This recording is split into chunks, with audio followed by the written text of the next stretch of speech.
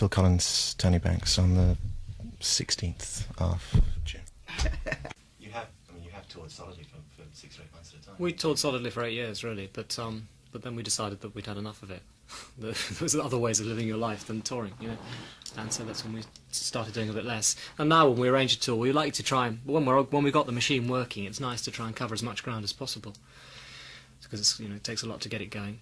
But, you know, there has to be a kind of compromise between, you know, between obviously what's best, which is just non-stop touring, I suppose, and between what sort of is nice for Real just life. living in real life and doing a few other things like sort of seeing other people. And What's best about non-stop touring? Just continuing being... well, the best thing about non-stop touring from its point of view is that, well, there's no reason not to do it. I mean, man is just trying to keep all the balls in the air, you know. While you're touring, you are visible, you're earning money, and if there's, you know, if we can do it. I mean, the trouble with America is that I think you could tour forever in America. I've got a feeling about this. You know, it's like the Forth Road Bridge. You just go round and round in circles, and play every place again and again and again. And so you have to sort of say, right, well, we'll just do these ones here. And in fact, what we're doing the first tour is something we haven't done before, but might be quite interesting. We're only doing, I think, 5 or 6 cities. We're playing 5 or 6 nights in each city. And I don't know if that'll be good or bad. And bands like Iron Maiden and Springsteen, I mean, although Springsteen's obviously much more popular than Iron Maiden were, but people like that, they actually do. I mean, Iron Maiden, for instance, went on tour for 13, 14 months, you know, had a couple of months off and then start again. And that's the way Peter Frampton did it with, you know, Frampton Comes Alive, that album, which I think, in a way, back in 77, 78, prompted us to think maybe this is the only way we're ever going to do it, you know, to crack America, is to dote all these places that you don't really want to, not want to go to, but, well, no, I suppose you don't really want to go to them. Hedging my bets there, but it's going to Australia, isn't it? It's not going to America. But you know, playing all those places and actually getting out and being seen by the people. I mean, that is a way of breaking an act in America, I suppose. Do they need to see you live to sort of get hold of the new material? I don't think you need to at all, but I think it's nice. We've always had, I think, a good reputation as a live act, and it used to be probably rather better than our reputation as a studio thing. And we used to find we used to play a place and we'd be more popular, so we've never played Australia. And because Australia is, you know, from the group's point of view, isn't still, you know, an area we've got to crack really to any degree. And I think going down there will help a lot, because I think it's, you know, I think the live show is, well, live show is special. I hope, you know, people seem to like it. Yeah. Over the years, people seem to Yeah, like we've it always a lot. been known as definitely a live act. I mean, from the early days, and the sound of the band probably never really came across as a very hard-edged, energetic band, which is what we were on stage. You know, had an edge. Everything had an edge to it, and very vibrant. And yet, our early albums probably didn't have that same kind of quality, because we had this reverence, I think, for maybe, you know, the studio, and to polish everything and make sure it was just right, which is what we wanted to do at the time. But I think we just got more of a reputation. You know, people used to enjoy us live, maybe more than records. Well, I can't speak out not having seen you, but I've heard a couple of heard one of the live LPs, the album. And Well, seen the odd video, and you seem to carry an awful lot of gear around and make a loud noise. Yeah, the gear that we tend to sort of, it's not a blanket. You can't actually say about us that we've always done big shows. I mean, we in 1978 we actually we had a tour which we called the Mirror Tour, which we had a lot of these mirrors above the stage to reflect light, so you get angles of light, and that was an interesting idea. But after that, it was so much gear. I mean, you were meeting people on backstage that you didn't even know, and they're on your crew, you know, and there was 12 trucks and things like that, and we just felt that we wanted to cut back and suddenly see the whites of their eyes again, you know. So we did a small theatre tour of England, which is about 40 dates, in fact.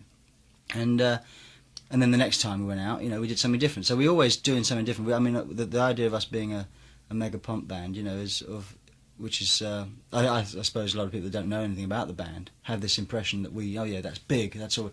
You know, we're quite a sort of a down home band, you know, much more so than people think, I think. It's just the three of you, isn't it? Well, on stage we have two additions. We have the drummer Chester Thompson and guitarist Daryl Sturmer, who've been playing with us since 1978, and Chester before that.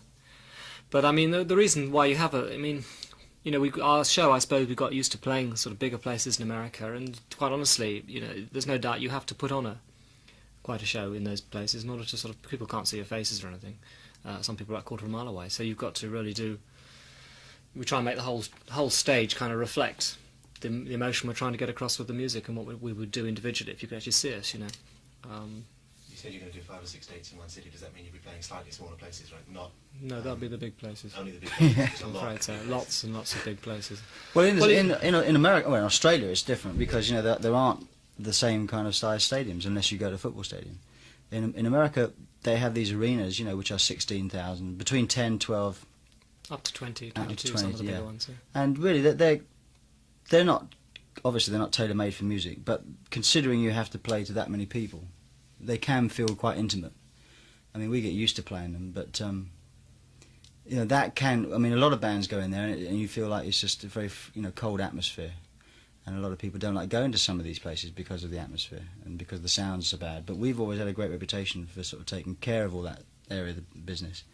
We're getting a good sound, and with that many people in one place, if they're really into it. I mean, I remember going to see a Bad Company show years and years ago in Dallas, and out of 15,000 people that were there, 5,000 people were there to pick up girls, and the other 5,000 were in the toilet throwing up because they're taking too many drugs and drunk too much. And the other 5,000 people actually listened to the music. Whereas at one of our shows, I think you get far more percentage throwing up. Toilets. Inevitable, that wasn't It it? was as you walked into it. Right. The old ones are always the best. Yeah. I was actually going to ask you whether you'd seen bands in that sort of environment, whether you actually got to Yeah, see I almost gave up when I saw one group who can remain nameless, I think, but They were, in Dallas, in the same place. But they weren't back there. It was. I must admit, I just thought it was the most tasteless and awful thing I'd ever seen, and the sound was terrible. And I came away really depressed. I thought, Christ, we're like that, you know, because I thought, you know, there's no particular reason why we shouldn't be. You know, people could see us like that. Put it like that. You could see the effects as being irrelevant, and you could see the music could sound that bad. I've no idea really. I mean, you just don't know. Because I'm behind there and all the stuff. It sounds great on stage where I am, you know, but I'm controlling my own sound. You know, I've no idea what's happening up front.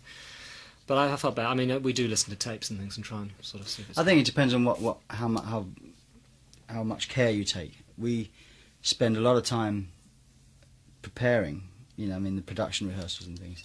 And we have a sound engineer that's worked with us since 1973, 74. And so he knows the band backwards. He knows he knows where we're coming from, apart from anything else, and what we want to do with the music, and how, you know, the bias. Some groups are biased towards guitar, some groups are biased towards keyboards. So I mean, you know, he knows sort of the area of music that we want to, the area of sound that we want to cover, and our lighting guy has also been with us that long. So really, we're surrounded by people that, even though some of the crew members, I mean, even our own crew, in fact, have been with us for years. So it's, you know, we take a lot of care about it, and I think that some bands don't. I think, you know, touring is a good excuse to go and have a good time, and, you know, fool some of the people some of the time. You know. Do you make money out of touring? Because if you take care of the production values, then obviously it's going to cost you a bit more. Yes, yes, we do make money, but then it takes a long time to do it, I suppose. But I mean, that's, you know, we kind of reinvest a lot of the money in it. When we were touring last year in America, and, you know, we were 3/4 of the way through the tour when we finally paid for the costs of the tour. But I mean, you know, it's kind of also, it's obviously promotion for the records and everything, I suppose, you know. But, you know, you can make money. I mean, if that's what you're doing it for, I suppose, really. Speaking of the record, should we talk about it? How long ago did you actually finish? Did you complete that project? Could you wrap it up and say the cover work's done and everything's mixed? It's ready. March. Ready to go? Yeah, March was when all the music was finished. The covers and things were obviously a bit later. But yes, we finished it beginning of March. Sometimes I get the impression that, especially when you've all got solo things going on, everything has to be sort of jigsawed in. You have to fit things in, and you got limited work time. Well, no, we limit it, but we make certain we have enough time. I mean, we gave ourselves, you know, from beginning of September, was September, it? Yeah, through till there to sort of to do it, and that includes obviously all the writing and everything, which we do as a group. We write all the music and everything together. Like, we go into the rehearsal room, or in the studio, in fact, with no kind of ideas written, and just improvise, and things kind of come out of it. And It's about 5 months, isn't it? Yes, I mean, it is. It's 5 or 6 months. I mean, if you can't put it together in 5 or 6 months, then there's something seriously wrong, I think. Yeah, we over-recorded by quite a bit too, you know. When you start, do you have a clear idea of what it's going to sound like? No idea No at idea all. at all. Absolutely no idea. We never have any kind of master plan, you know. We're probably one of the most vague groups in that sense of all. We have nothing particular we're trying to get across. You know, it really, for us, we're just really into music, and it's the way that it plays on you, you know what I mean, and the effect it has on you, and that's the whole motive for the whole operation. I mean, day one when we went over there, to the. I mean, because we're as for the listeners at home, Earnest stuff. No. yeah, earnestly, Leaning forward. we're sitting. We're really honestly sitting here, in our farmhouse, which is what we bought originally. We bought for the road crew to have a base for our organisation, if you like, the organisation.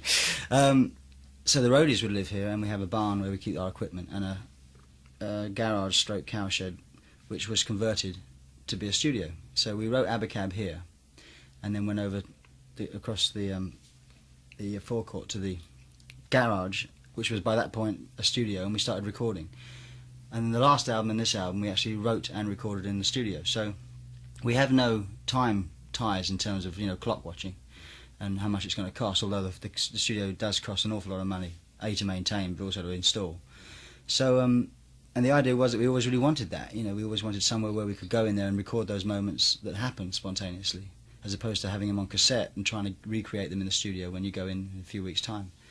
So it's an ideal situation for us, and we come in there day one without any music written at all. I mean, we may have a few things up our sleeves to pull out if it all dries up, but basically we just go in there and turn everything on and just sort of get a rhythm going, get a few chords happening, and then follow your nose really after that. Does it help having? Isn't it as easy as that? You sort of. Oh, yes, it is. You look at me as if I said something wrong. The way you said something, I can't remember what it was. Yeah. Does it help having played together for so long? I think, well, yes. I think that the easy thing is that the best thing about we're not self-conscious with each other at all, and obviously we have mutual respect. So, you can play anything, and it can be very wild, and you can make lots of funny noises, or you can play lots of bum notes, and it doesn't matter, because no one's going to sort of be affected by it in a sense, and that's very useful. Also, we just have great sympathy with each other, I suppose, musically. I mean, we know sort of how to sort of take the right role in any given situation. I mean, if Mike is suddenly sort of like, it seems to be heavy on a sort of chord riff or something. I mean, there's no point me trying to play chords on top of him. I've got to play lead stuff, and vice versa. And we chop and change quite well, and everything sort of fits in. It's just we do find it very easy to work with each other, and I get a lot of pleasure out of it. Do you still surprise each other in the studio with what you come up with, what you play? Sure. Well, I think that's really why there is an album at the end of it. Because if we didn't surprise each other, we just say, "Listen, we've done this before. Let's not bother." So really, the result, the album that we bring out, is the result of the surprises that we actually do like. I mean, there's some things that you think, well, even though that might be happening, it sort of falls by the wayside over the course of the album, and you never push it. Some ideas you really want to try and sort of make sure that something happens to it, but things do tend to sort of take their own course a bit. If you're working on something solo or something away from the band, you sometimes think that would be really nice, but not quite here. I'll just file that away and save it for the next Genesis record. No, it's funny. Everyone asks this question, but I don't think it doesn't seem to apply. I think that in the days, obviously nowadays, when we're writing mainly in the studio, virtually everything is written there. Then it doesn't apply. But even when we used to have individual albums and individual songs on the albums and things to a greater extent, I think you tended to have it just tended to be the next project, whatever was current. You'd use it for that. Kind of particular slant that a piece can take. If you've got a good little germ of an idea that is good, it can go so many different directions, and if they happen to be without that next week working with a sort of like an old blues singer or something, you probably would it would just go that direction, I think. It's not often, I don't think things get sort of really shelved. So having the people in the environment that and working on material together is what makes a Genesis record. It's not a matter of thinking about how the song should be, or whether it should be jazzy or rocky or... No, I mean, we don't think too much about anything when we're doing it. All right, well, if you don't think too much about anything, what happens when it comes to writing the words down? Because the words you can't do. I wouldn't have thought you can't hum. You can hum. Well, I tell you, the way I'd like to think that the lyrics came about. I mean, I think on the last two albums, it's obviously before the last two albums, it's less possible to think of it like this, but because I mean, whenever I don't know whether this is infringing on my own thing as well, but whenever I sing something, and if you sing something spontaneously and it makes sense, albeit vague sense, then I think it's good to try and use it. And I think the way we've written the last two albums with using drum machines on the early stages has freed me to sing, so there's a voice there. And I think sometimes you can hang on two chords for a lot longer with a voice doing something than you could do without a voice.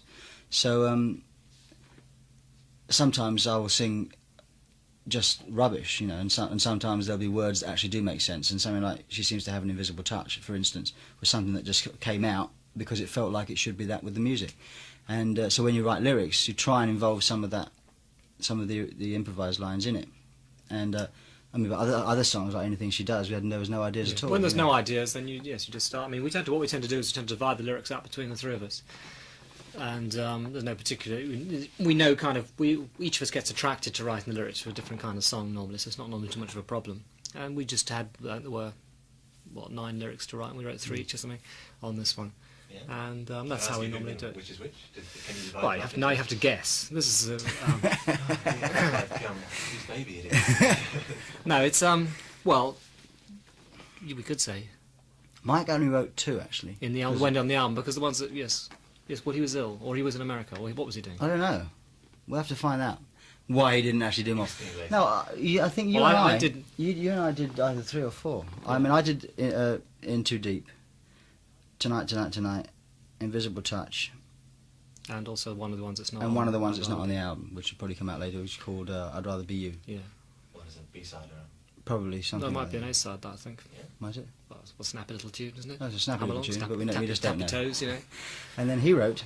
I wrote lyric. Listen, we're talking about lyrics here, obviously. What I wrote, Anything She Does, and also In the Glow of the Night and The Last Domino, which kind of form a thing, but they are really 2 songs, I suppose.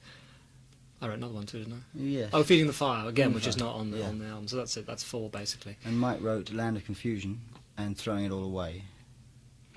And I think That was it. that was it. And there are 2. Mr. Instrumental wrote 2. Right. One of which is on the album, and one of which, unfortunately, got not on the album. There's not enough time on records, you see. There's only 45 minutes at the most. And Yes, the sooner when it's just compact discs, it will be nicer. Then one can fit all the because we tend to seem to naturally always aim for about an hour of writing the music. Actually, and it'd be nice to have had all these songs on because they also well, they're good. they all serve different purposes. You know, I mean, we're not a band that sort of just does one sort of thing. You know, I mean, if you sort of some bands you sort of kind of know what kind of area they're going to be in, and I think we've always scanned those areas. You know, and sometimes the songs that don't make it on the album just don't make it literally just because of time, not because of quality. Really. You can't finish them.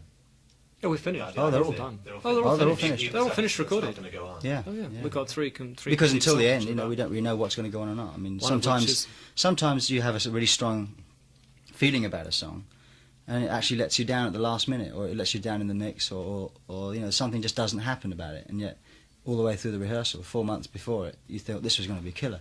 And sometimes the reverse happens, something that you thought was pretty average, or not average because it wouldn't have got that far if it had been thought of as average, but something that excites us all less. Suddenly, with a good mix, suddenly it sort of takes on a different light, and so you really never know until you finish the whole thing. But in this particular case, the 3 tracks we left off, I don't feel we particularly wanted to leave them off at all. I mean, they weren't like they were weaker. Particularly one of them was an instrumental piece, which I think it was. We decided we could only have 1 instrumental track on the album, but the other instrumental piece, I know it's a lot of people's favourites who had the whole album. You know, they thought that was their favourite thing. They said, "What tracks are you leaving off?" And I said, "Oh no!" You know? But that's the way it goes, really. And that's our telephone. Okay, we just make sure this thing's happening again.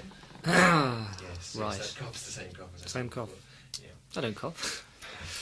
How, I don't smoke. how do you settle on a producer? I mean, you've worked with Pageant a couple of albums now. Is it sheer comfort and knowing him the way you know the rest of your people in your organisation? Well, I think that obviously the person has to be part of the unit, and apart from anything else, he has to be, especially in the way we were writing the last 2 records. He has to be able to blend in and us not to feel self-conscious by his presence, you know. And I think with Hugh, it's possible because he knows the way we work now too. You know, it's the 3rd album he's done with us, and he knows he's supposed to be a fly on the wall sometimes, you know, because.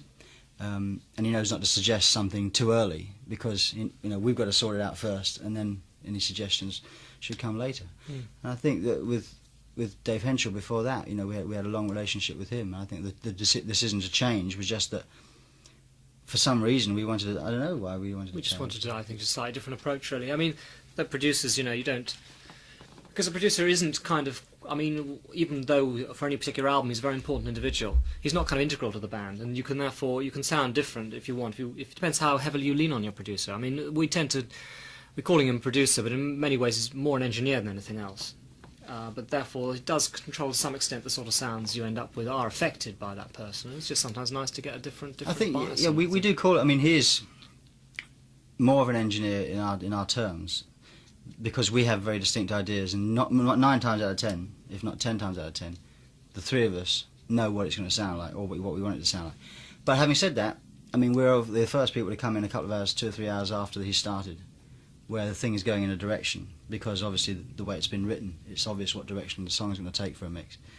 So I kind of feel that he should have a bit of the glory because he actually does. We are the ones that are quite happy to walk out the room and have a cup of tea while he's still stuck there. So although he doesn't produce, it's more than an engineer, and it's a funny description because we don't quite know what to call Well, we him. always call them co-production, really, Yeah. because I mean I don't know what people think producers do.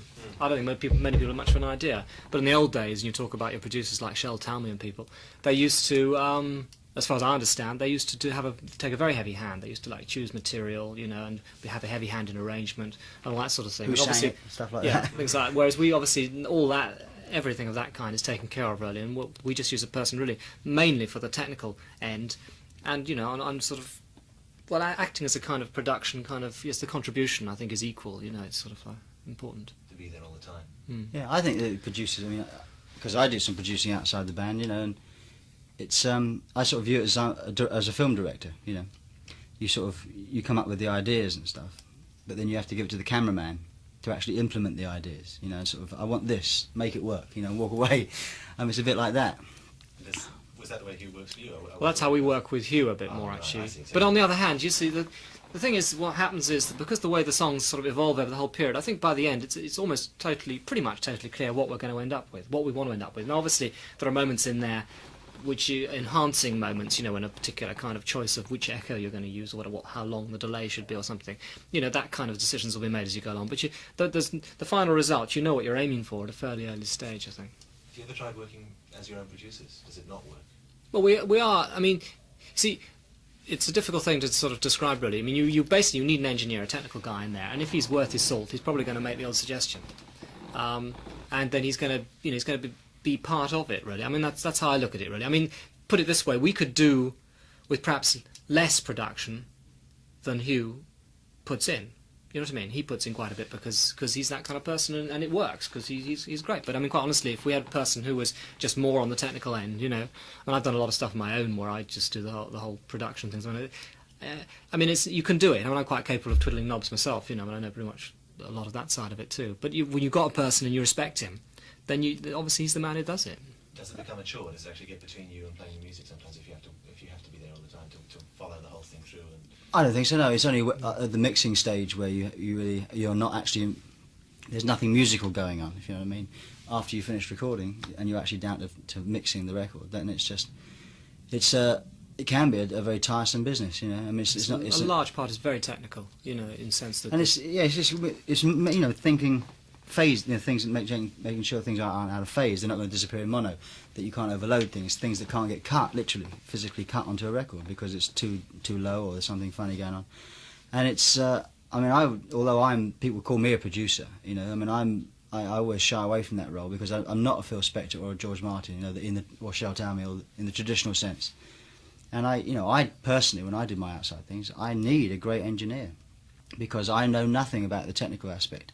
I'll just say a bit more top, whereas they'll say a bit more 400, and it's just, it's a necessary sort of part of making a record, really. So you've got yourselves writing the songs you can work out best and playing them as best you can, getting the whole thing together with the help of somebody who's sitting in the booth and making sure it's as clean. Well, we're as normally in the possible. booth there as well because so much of the record is actually recorded in the studio, in the direct into the board. Yeah. What do you have if you wanted to come out good, like if you wanted to come out as a success for you, is that success musically? Is it number of people who buy it, whether people give you good reviews? No, at this stage, I think the stage when we're recording the thing, all we're really caring about is we've got our own standard and pleasing ourselves, and that's what we're going for, really. So yes, it's a musical thing, really. We want it to sound good, feel good, and we want to get the most out of what we've done, and make it sort of sound as good, really. But once the thing's out, then obviously you start thinking about it in a slightly different manner. You stand outside the album and you start to desire kind of like it to do well. You want other people to like it as well, and that becomes very important, I suppose. What reviewers think, we've perhaps, particularly in this country, stopped worrying too much about that because we haven't had. Well, the last good review I can remember really was back in 1976 when we released A Trick of the Tail, and we got a great review. And then in 1977 we got a kind of blanket kind of bad review from everybody when we released Wind and Wuthering. I mean, most of the albums prior to Trick of the Tail got bad reviews as well. Things like Lamb Lies Down on Broadway got terrible reviews. It's just never been popular with reviewers. I don't know what they like, you know, and it seems to be almost a policy with so many of the newspapers over here to actually put the band down continuously. That I don't know. I don't even know if this latest album's been reviewed by the. It hasn't been reviewed because we don't send review copies out. So if they don't get it for nothing, they don't review it. Which is fair enough. Yeah, I saw one of the Sunday papers had a good review. Yeah. Was it good? Yes, it was okay. It was only about a paragraph long. Well, that's all they do. Yeah. The national press tend to give you. It's a bit. Actually, there was a review in Sounds, Was there? which I read, and Jill said it's a good review. So that's my wife. So I read it. And I came down. I was in the bathroom at the time. I came down. I said, "That's not a good review." She said, "Well, it's not as bad as it could have been." It was classic. I mean, the guy sort of said. I mean, the idea was that, you know, has Genesis. You'd have thought that Genesis by now would be able to sort of release an album without everybody thinking of the old Genesis, which is quite true, really. I mean, I've been a singer in the band for 12 years, you know. I mean, it's not like that people think of the old Genesis as being with Pete. And it went on. Anyway, it said at the end, it then got a bit scathing about something. Sure, we get stuck in the mire somewhere, you know, all that kind of stuff. And at the end, it actually sort of turned out, but they, you know, full marks for trying, that kind of thing.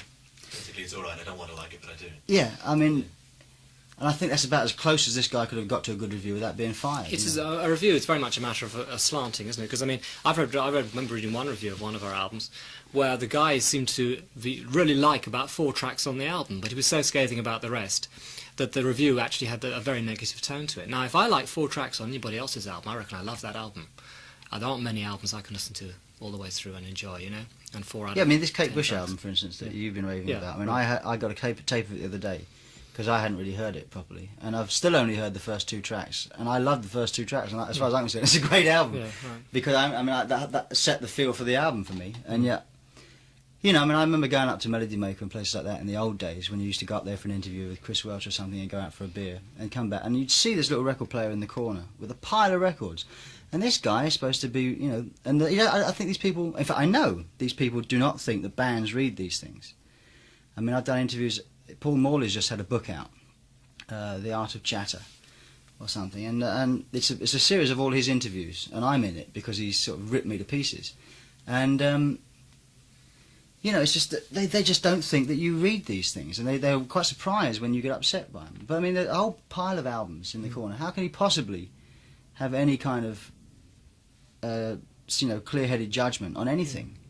I mean, I suppose it's the only way to do it, but it just seems such a silly way of, you know, Yeah, you really silly need for us to get involved, get bogged down by. I suppose. Well, we reckon that I think reviews should be done, if possible, by people who have some sympathy for or at least have liked some things in the past by the person, really, because only people are going to give you any kind of a thing. And then if they give a bad review, then at least the audience, who maybe know, there used to be certain writers people knew liked us, you know, and they would take those reviews more seriously. You can't just, you really cannot just sort of review Endless albums, as he says, one after the other like that. You know, you listen to sort of tracks 1 and 3 on side 1 and write a review accordingly, which certainly some reviews have been done like, I know. Yeah, that's the way people do it. And I think people end up being so cynical because a lot of stuff that comes out is probably pretty average, or I was going to say rubbish, but that's not fair. I mean, a lot of it's probably, you know, average. You've heard it before, and although I suppose one could think that something fresh would stick out, if you do that day in, day out, or week in, week out, you must get very jaded by the whole thing. And I think that just, you end up being completely jaded and didn't give a toss about anything. So anything that is presented in front of you becomes, you know... But nevertheless, I think we'd like to be critically acclaimed, actually, to be honest, despite all that, Yeah. really. You know, I mean, like Peter's album, I think, got good reviews, you know what I mean? I sort of feel... some reason or other, some people seem to get good reviews, and he's one of those people who seems to do it. I don't know why. Peter Well, Gabriel I I'm know, talking about now. but no, I mean, I read a pretty average review of the new album in one of the papers, and the last album, 4, got bad reviews. I mean, it's funny. I mean, you go through periods of when he was the sunshine out of his arse, you know, to on the first couple of albums, because it was such a fresh thing, and it was great. I mean, we're all fans of him too, and I hope him us. I mean, we're all good friends still, but there comes a point where you can read it a bit. You know, you think when this album comes out, it's not the climate. You get a feeling, because I still read the papers. I mean, I hate them, but I read them. But you know, you can sense the climate changing, and you think, well, that, you know, and it's funnily enough that his fourth album got bad reviews, and it's just that you can almost read it in the air sometimes. Why is the new one made it? Why is it number one? What, Pete's album? Yeah. Because it had a hit single on it. There's no other reason in the world. And That's also- the reason why it's number one. also- yeah, unfortunately, singles are just so important. Unfortunately, just want to get this one in. You carry on. I want to push, if possible, in this country, I think there should be a combined chart of singles and albums, because then you wouldn't have this incredible pressure to have hit singles all the time. Because, you know, the top album, particularly if it's its first week out, will be top of the chart because it's outselling any single. And that's really what's important. I mean, people are going out there and spending £6-7 quid or something on an object rather than a £5. I don't know what they cost these days. Well, for a long time actually. But whereas a single, you know, which is it's strength in depth. You know, it's a very important thing. You know, and people's. I think it's a shame, because I think something like, although I like Sledgehammer very much, you know, I think it's a shame that this album is going to be much more successful worldwide than his last album, which I don't think it's quite as good as, in my own opinion. Though I like the new album very much, I probably would say that the previous one was better. And it's purely because there was no single on that one, you know. I mean, we're talking now about somebody else, but it equally well could apply to us, you know. In your case, if you put the charts together, and when Invisible Touch, the single comes out a couple of weeks before the LP, you'd have to have some sort of waiting to cover up that it's just a single on its own. Well, because the title's the same, you mean? No, Yeah. I mean, if you're talking about putting the charts together, and if somebody releases a single and an LP together, then In obviously... our particular case, I would have thought we probably might not even release a single in advance of an album in that particular case. The only reason you release a single in advance of an album is purely to try and get that interest going, first of all. Whereas when you brought out the album, you know, you can get that interest anyhow. I think we prefer to do that, really, because we prefer to, you know, it's very difficult for us, because Invisible Touch, although I like the song very much and everything, but it is just, you know, as Phil said before, we do cover a very wide range, and it's very difficult. You put out one song which is sort of snappy, you know, probably the closest to mainstream that we get with Invisible Touch, you know. But in a sense, what's more interesting about Genesis is some of those sort of more quirky things, and we get a little more removed from that. And, you know, you can't... It's sort of, I don't really like all the emphasis on the overall one picture, song. I think, Yeah. as well. I mean, the album is an overall picture of what we do, and the single Something Out is it's a shame that one has to do that, because, you know, some people will go out and buy Invisible Touch the album because they like the single, and probably be disappointed with it because it's not all like Invisible Touch the single, you know. I mean, it works both ways, I suppose. Do you when you're working Invisible Touch out in the studio, can you hear it becoming a radio song? Can you hear it sounding as though it's going to work as a single? Yeah. And To be honest, I mean, that doesn't change the way we write it. No. But I think when we first hit on the riff and that vocal line, I think we all felt that in fact, you know, the bit was called Invisible Touch long before we had the sort of song finished. I mean, it's just we get a feeling for some things, and some things are destined to be album tracks because they're going to be more, you know, they're going to be less direct. So, is there another single on the LP? Depends who you talk to. The Americans seem to think there are lots and lots of singles. The ballads. Well, there's one ballad, which I suppose is got single potential at some Well, if you stage. call Throwing It All Away a ballad as well, I suppose that's So, it. yeah. Actually, Well, that's the one that would stand out to me. But I don't know really we like to. The thing is, there's a terrible tendency for each country to sort of think to all go with the same singles. You know, I mean, I think it's very bad that everybody went with Invisible Touch on this one, for example, because I don't think it's actually quite so good for some countries as others. It proved probably not to be quite so good for England, for example, in fact. And the next single, I think, will depend very much. I think in England, you know, we might well go with Tonight, Tonight, Tonight, which is, you know, something we'd like to go with, I think, quite a lot. But I think it would be wrong to do that in America, myself. But then who knows what will happen? You know, because it's just different. The public's different emphasis, I think. You know, I don't think you're going to put, when we released Mama, for example, in England, over here, it was a big hit in England, you know, top 3 song. In America, it didn't make the top 70, I don't think. No. It was a miss. you got very good reviews for it, didn't you? We got good reviews for the album. For that song, for having the sort of courage to release Mama as a new Genesis direction, putting R&B. Yeah, I thought it did better than that, but maybe it didn't. No, it didn't. It was disappointing. That's always a big hit. That's all was the hit. Some over songs you can definitely read. I mean, I always think that ballads in America are surefires. You know, I mean, that's. I mean, there. This is a man with experience the of man ballads in experience- America. ballads in America. But I mean, having said that, I don't think that's.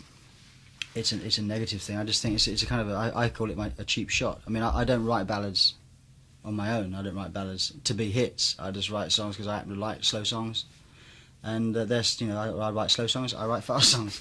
But they tend to release slow songs because, you know, they seem to be surefire hits. I mean, just if you release a ballad in America, it would much more chance of doing well than something with a bit of pace.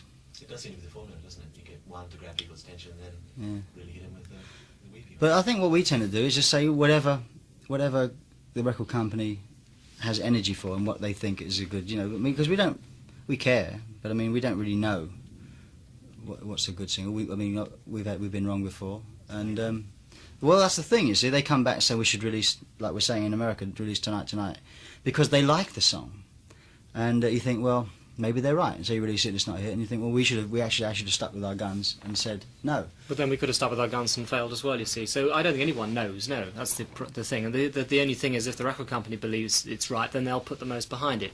And when it comes down to it, that's what's important. They've got to be the guys. They're actually making. Yeah, because if you would get them to push something out that they don't want, then they can turn around and say, you know, we told you. So at least it's better for them to. We have don't the normally energy. step in. We have once or twice stepped in, you know, into singles. But normally we try and we do leave it pretty much up to them.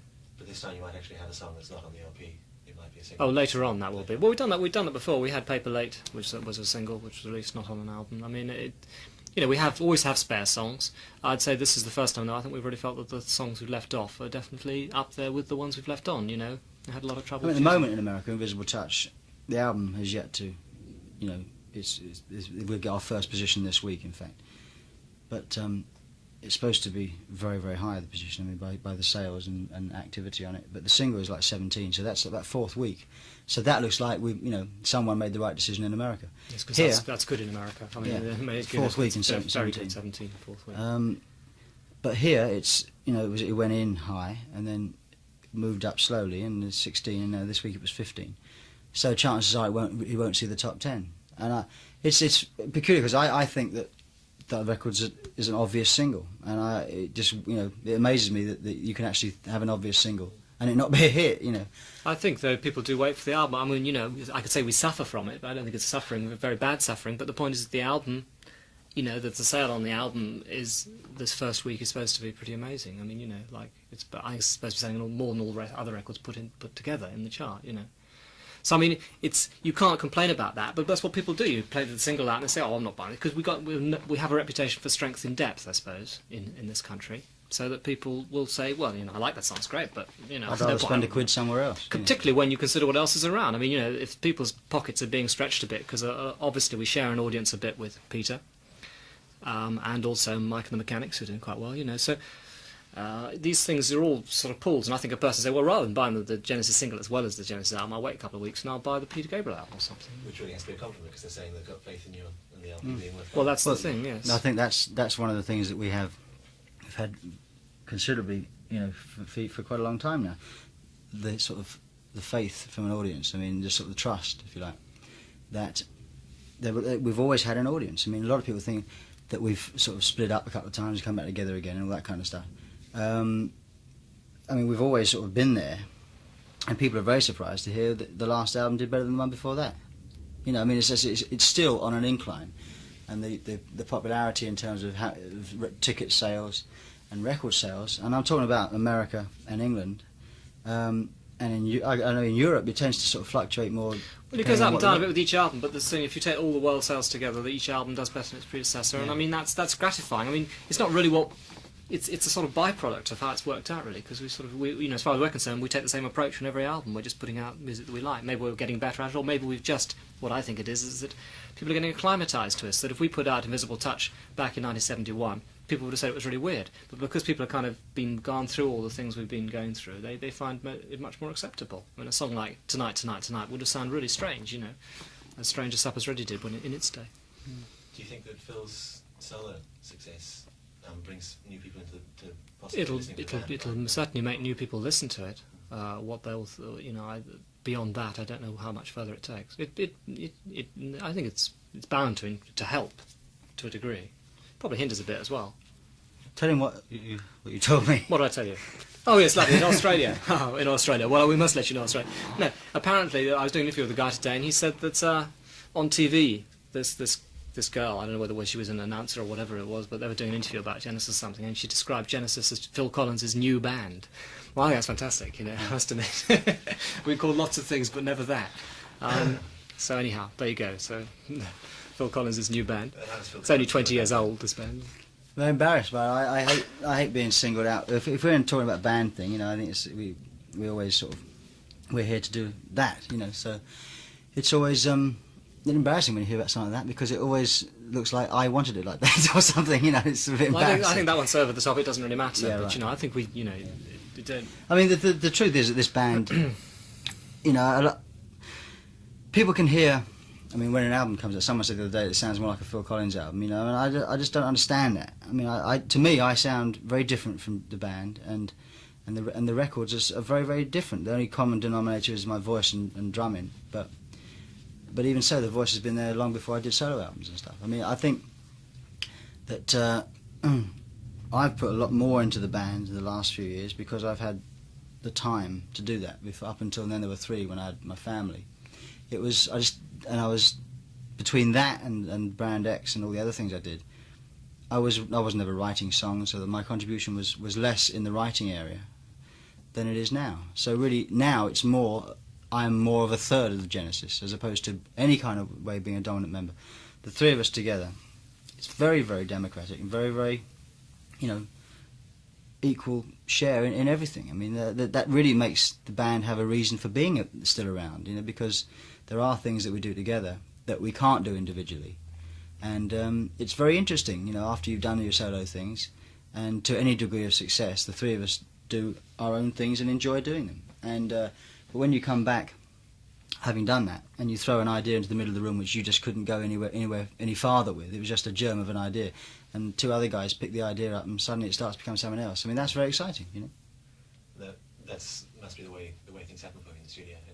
Yeah. Sort of throw things into the pool and A bit, but although there are obviously 1 or 2 ideas around that have been around that get thrown in, a lot of it is spontaneous. It happens at that particular time, and that's probably the most exciting of all in a way, because it seems to come from nowhere, and you kind of suddenly you've got a song at the end of the day. I mean, there's a kind of satisfaction and excitement in that that is. Yeah, I mean, I'm basically generalising, because in fact, I mean, you're almost contradictory. I mean, on the last 2 albums, we have had very little that has been one of those things that you throw an idea in. I mean, it's just that, generally speaking, that's one of the reasons why we enjoy working together, because one person, it's just something you don't do on your own. if we actually go to the songs themselves on the LP, is there any continuity, any thread that runs through the lot, or is it just a time and a place, just the last 6 months? Just the last 6 months of what we've read. Yeah. It's almost 3 years since the last LP, isn't it? I guess. Is it that long? That long? Oh, where'd my life go? And I don't know, yeah. 18 months for the one before that, and 18 months for the one before that. Oh, you've been doing some homework, so you know better than us. I think Virgin printed all up with names Oh, and really? places, right? I was just wondering whether that means that maybe the next one, if you can look that far ahead, is because you get involved in 6 months of touring, or 3 lots of 2 months touring, or whatever. Well, when you think the next lot of touring will take us till this time next year, Yeah. that's a year. Vum, what was that? That was a year. Then I guess by that point we will all be doing other things again. So it could well be another couple of years before we think about doing an album. I mean, we get together to do an album. We'll be thinking about it, obviously. Is that a good way to work? Is it productive? Well, it's certainly worked for us. It's no real problem. I mean, it's nice, I mean, we just come back together again when the sort of time is right, in a sense. I mean,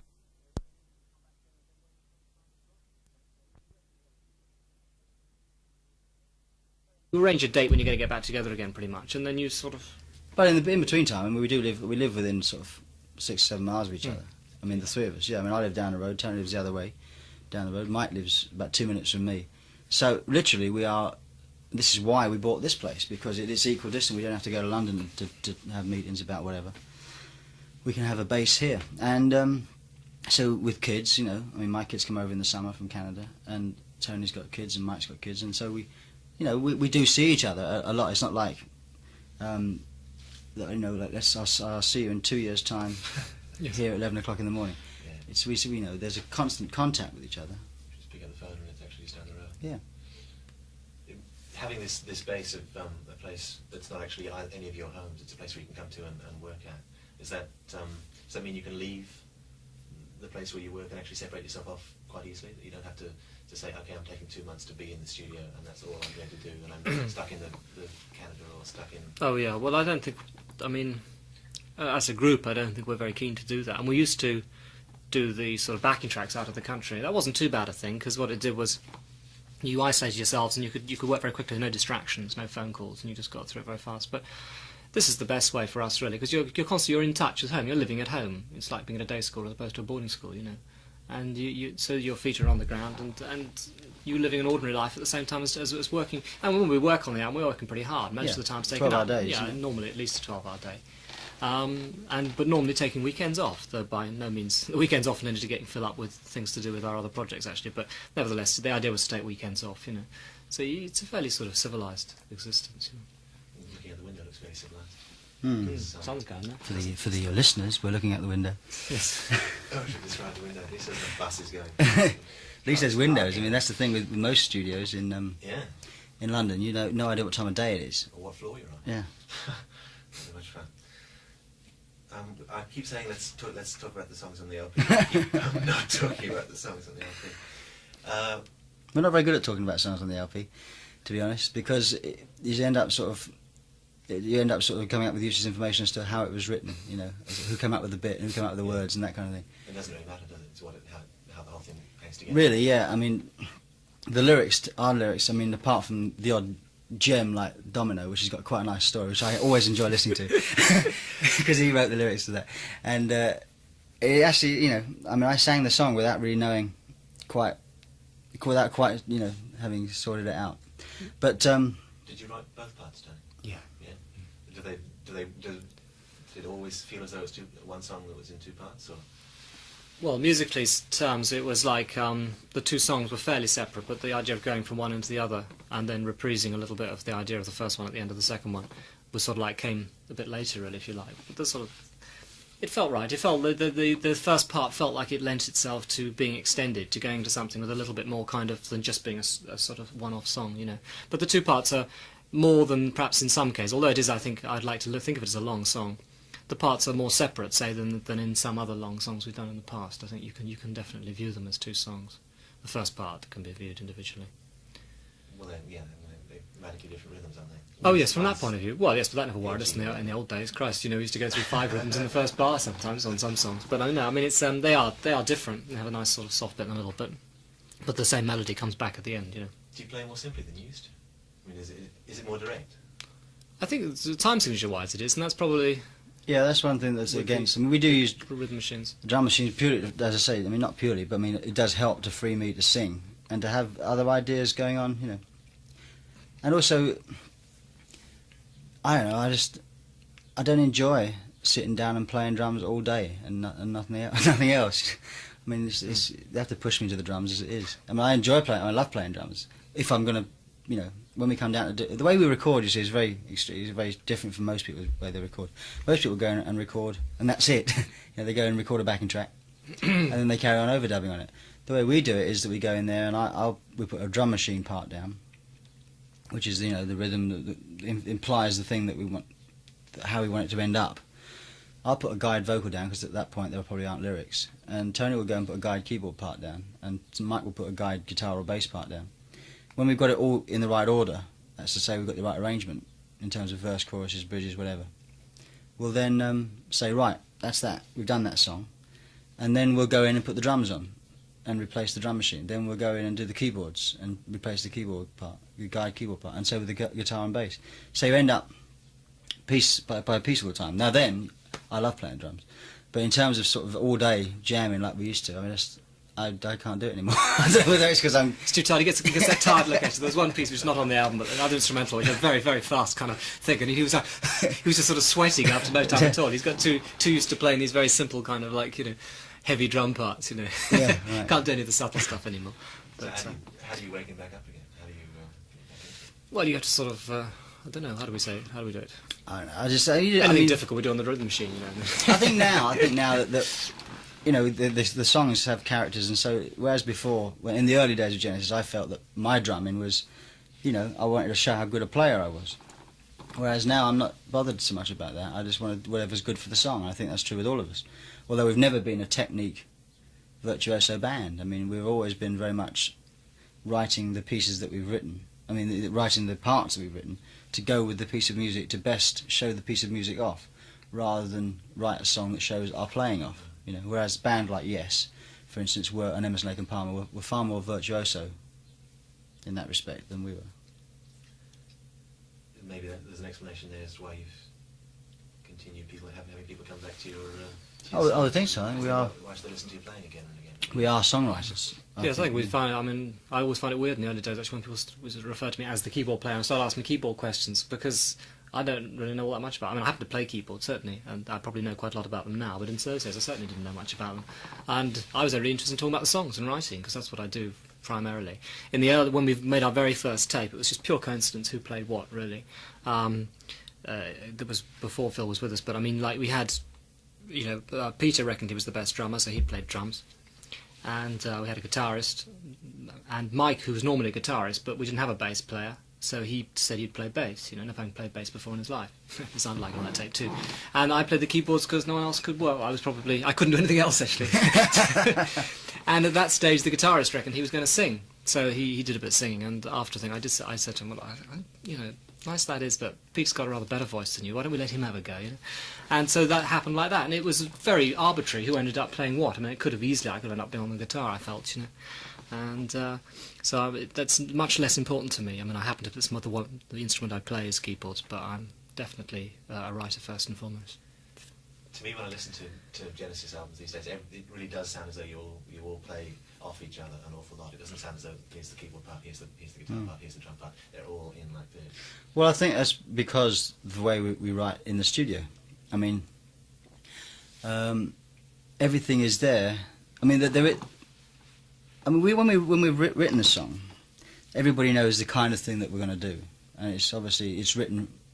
If Tony, I imagine if Tony hears Mike doing something, that he's going to do something that's not going to get in the way of Mike, you know, and vice versa. And if I'm singing something, you know, you back off. If your ears are open, you can sort out what you're going to do. And when we come in to record it, if something while we're overdubbing doesn't fit, it'll either be changed so it does fit, or nice idea that it might have been 2 months ago, it's out the window. Yes, well, a lot, because of the way we write, as I said, that since, you know, we put the track down and then sort of start putting things back on, everything kind of gets assessed at every stage a bit, really, and if a thing isn't happening, and so, I mean, I think it's got to fit with what's down already, everything you put on, so in a sense, it won't even get considered if it doesn't, you know. So I think that's probably why things, so there are very definitely moments when you sort of say, right, well, we're going to, even some things that you might leave till quite late, like, say, guitar, you know, you're going to have guitar licks throughout a section, or there's going to be a bit of extensive keyboard work, then there's a gap left in the song, you know. And Tonight, for example, there was about sort of 50 bars in the middle of it for a long time, which were just like sort of just this guitar riff came, and we sort of like, you know, everyone else would probably go, what the hell's going on, you know, but we knew what was going to happen. Well, I said, you know, I know I can do something here, boys, and so they trusted me, and I did, and it's sort of, you know, so a lot of it's done like that, you know. The idea, though, in the end, it has to, when you listen to the record, it has to sound like it was all done at once. I mean, pretty much. Obviously, I can see our critics sort of saying, "Well, that's why it sounds like that." But in fact, we make sure that feel is maintained. You know, it's got to, even though we're doing it piece by piece. So instead of the drum part being done a week beforehand, and you stay with that forever, you come back and keep working on it, keep it. Well, the great thing about using the rhythm machines means that the drum part can be perfected to the same degree as everything else. You know, I think that's. Without Phil getting. Well, it means you can drop in. No, you can drop in. You can do anything you like. You can swap around, and you can suddenly sort of use that bit and use. Yeah, that you say I did that verse. I screwed up on a verse. Let's go in and out for that. Whereas in the old days, which used to really frustrate me, and I'm sure thousands of other drummers, that everybody used to go in there, we'd get the sound and try the backing track, and the drummer's best take is invariably the second or third take. But by the time everybody else had got it right, it was like, I mean, on some songs we had take 26, I mean, probably for false starts and things, but Phantom of Sound Masters, there was a classic take 26 on it, by which time I was probably, you know, I was fed up, bored, you know, I was playing something else that I should have been playing. But having everybody got it right, I was stuck with my part, and then everybody else went and replaced their parts anyway, you know. Well, yes, it wasn't quite as black and white. It's worked the other way, actually, sometimes, too, because in fact my best takes tend to be early on, because I tend to get more and more tense, you know what I mean? You start, first things. And we used to be, and I mean, you're talking about the very early days. I'm talking about the middle period when we used to go on knowing that we're going to we could replace the keyboard and guitar parts. We tended to go on until the drummer got it right. And so I would do earlier take, which I thought I'd done quite well, you know.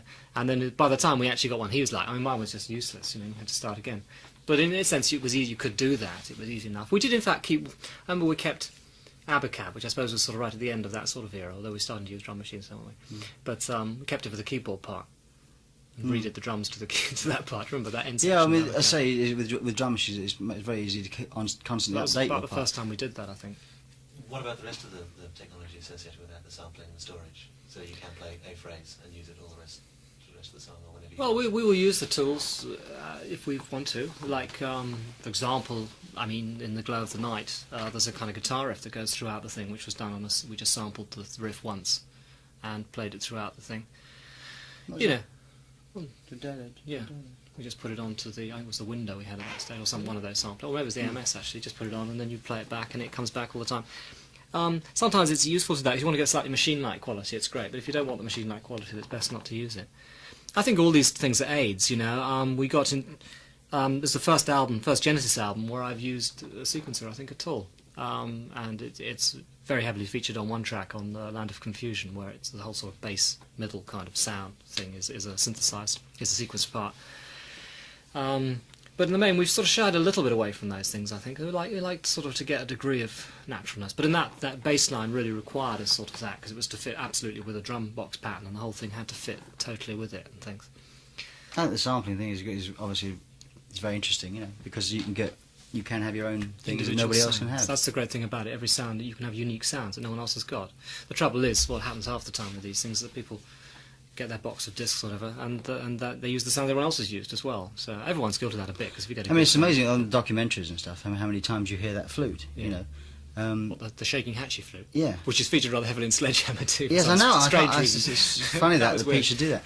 But I mean, once you know what the emulator can do, and you listen to all these documentaries, it's just you know it's just one bloke with a series of discs, and it's the same bloody sound all the time. And you think, yeah, it's the thing. So you tend to pull back from using those? Well, no, I don't mind using them if they're right. You know, I'm quite happy to use. There are some of the stock sounds, or some of the sounds that I've got through the companies that I use quite heavily. I try to use them in ways that haven't been used before. Sometimes I don't try to. I mean, there's some good string sounds. If I want a stringy sort of sound, like on In Too Deep, which is sort of the ballad on the album, we wanted it to sound like a string section comes in at one point. So that's why I use a nice string sound from the emulator, which in fact was an off-the-peg sound, you know. Another place on the introduction to Anything She Does has a brass thing, and none of the brass sounds I had, you know, some which were off the peg and some which I'd done myself, sounded quite right for that phrase. So we actually just sampled something in the studio. We actually found a tape which had poor guys. Don't tell them. No. Yeah. But there was a sort of just a note, you know, and listened to this brass part until I found a bit where it had a nice clean note, you know, and sampled it. And it was, you know, great for the thing. So you know, it's quite nice that you can make up your own things as you go along a bit. Right, we need a flute now, so we go and sample it rather than getting one off the shelf. And people are doing this all the time. We got these new emulator drum machines down, and they had all the samples. They had my drum sounds on it, taken from compact discs, you know. And it's so easy to do now. I kind of feel there should be some kind of copyright somewhere along the line. It annoys me the fact that everybody can get my drum sound. You have to get a new drum sound. No, I won't have it. I remember Peter Godwin. Peter Godwin? No, rings a bell, actually. Singer and keyboard player, I think. But he had a couple of records maybe 3 or 4 years ago that were big in America. And all the people like Mantronics, they've taken one particular song and they've just taken the bass and the drum parts out of it, and they use them, they chop them up, and they modify them. But basically it's exactly the same. And they can all, that's why they mix their records together so neatly. I must admit, when I put the record on, I was thinking I might be going to hear a sort of high-tech Genesis record. I was thinking that you might be, you know, well into scratching and strange things like that. And I think I was quite relieved when it wasn't there. When it still sounded like three people playing with each other. Well, yes. I mean, some of these, you know, some modern techniques are exciting, and others aren't. I mean, to scratching, for example, to me, once you've heard it once, you've heard it 100 times. I mean, there's only so much you can do with something like that. It's like syndromes, you know. It's a very dated thing, and any record using scratching in 5 years' time will sound like, you know, I mean, it really will sound dated, you know. It's the kind of thing that basically at the end of a heavy night, you do anyway. You do, Sort of trying to get the needle of the record. There's people playing around with machines. I mean, you have great fun with these digital editors, you know, and restarting the track all the time. I mean, everyone loves doing that, you know. And we did it a couple of times. We do it by mistake sometimes. But you kind of think it seems almost too cheap a shot to put that kind of thing out. I mean, the first time a guy did it, it's probably good, you know. But It's I'm like amazed. you know, the old syndrome. I said, you know. That's right. Did you say always that? weren't listening to Did you? what I was listening to every word you said tonight. I must have that particular. Well, are you going to do mega mixes? I mean, are they going to be 12 inches extended? Well, we had a 12-inch extended mix of Invisible Touch because it seems to be... I think the only thing I object about that a bit is I don't mind if you do it yourself. I don't really like this. We did on that one, get another guy to do it, which is fine. I like that, you see. Well, you quite like other guys having a go at it. I sort of feel one should be kind of involved with it, you know, but... Well, I think that it's... I mean, I had a lot of my songs on my last album done 12 inches. Because, I mean, I kind of like there's this... Sometimes it works great and sometimes it doesn't. I mean, Sussudio had a great 12-inch and Easy Lover had a great 12-inch. And some of the other ones weren't quite as good. And there's this one guy that did Our Invisible Touch that did those things. And I think it's just another someone's impression because they have no reverence for the song, which I think is an interesting aspect of looking at it. They just take the bones and they don't know whether you like the chorus better than the verse or whatever. They don't even know what the verse is, probably.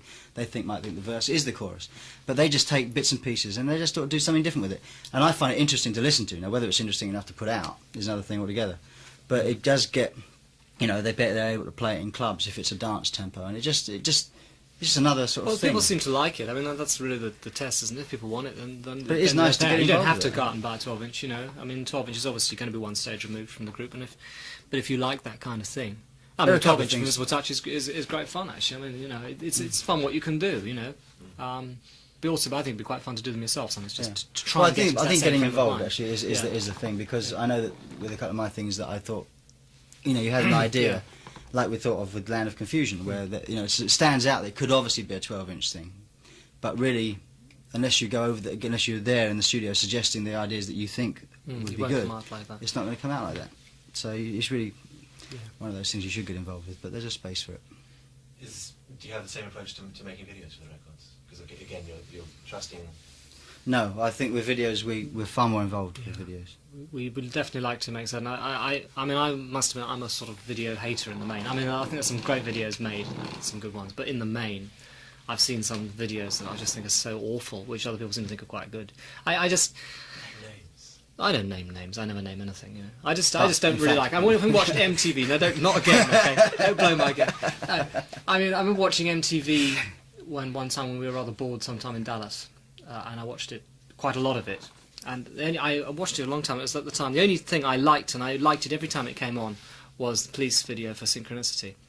And everything else on it was just terrible to me. I just kept seeing these things. Either I didn't like the music, or the stuff was bad. And that song used to sort of stand out because it was a great video and a great song. But it's something. I mean, you kind of what I object about it now is you kind of got to do it. You don't do a video because you want to do it. You have to do it because it's a vital tool of promotion. And some people are better at it than others. I mean, I think we can cope with it. But it's not a natural medium for us particularly. It's something we can do. And we can enjoy ourselves doing it, though. And having said that we have to do it, some of the videos have been great fun to do. I mean, we enjoyed doing the Visible Touch one, which is a very straight-light kind of non-video type thing. Also things like Illegal Alien off the last album, where we acted it out, and it was great fun to do that as well. So you can enjoy it, but it's funny how now, you know, you can't just be a sort of a singer. You've got to also be sort of attempt at being an actor and everything else. Yes, personality. I mean, you know, I'm very much... I'm very much a musician, you know, and everything else I can play at, but I'm no good at it, you know, I can play at it. Hopefully other people make up for that deficiency in me within the group. How do you approach making a video? Do you send cassettes out to a few people and say... No, we have a director. Well, we have a director that, apart from Illegal Alien and Mama, which were directed by a guy called Stuart Orme, who's an English chap. The other ones from That's All onwards have been directed. My own ones included, and Mike and the Mechanics, have been directed by a guy called Jim Yukich, who was a big, long-time Genesis fan, and which we found an asset. I mean, not because he was a fan of the music, but he was a musician, and he kind of, you know, edited in time, which was a great asset as well. And things he was, you know, I found that he was lots of, you know, new ideas. I mean, so on this Invisible Touch, we were a bit stuck for an idea, so we went in and just said, well, let's not do anything. Let's just muck about and film it, which is what we did, really. We just mucked about, and it comes out, you know, quite humorous. And I think that's one of the elements that people like our videos and my videos as well, is because there's there's an element of humour in there. I mean, Illegal Alien was very funny. Even stuff like You Can't Hurry Love and Mama had an atmosphere. And it's either got to have, you know, very strong atmosphere, or for me, or a very simple idea, or have a bit of humour in it. There's so many videos where it's all deadly serious and over-concepted. You know, there's this vast plot going on that's got nothing to do with the songs. And I kind of feel sorry, although it's their fault, for the artist, because I think the record company gets a very flash video director in that's got state-of-the-art techniques and really has maybe no concept of what the guy has written the song about. And although some videos don't have to go hand in glove with the songs, I think you've either got to do one thing or the other. And I think in the old days, before videos, you know, you used to sort of make up your own mind of what it was about. At least if you've got an image that's going to be on a video, it should either be what it's about or something, you know, that's blatantly nothing to do with it.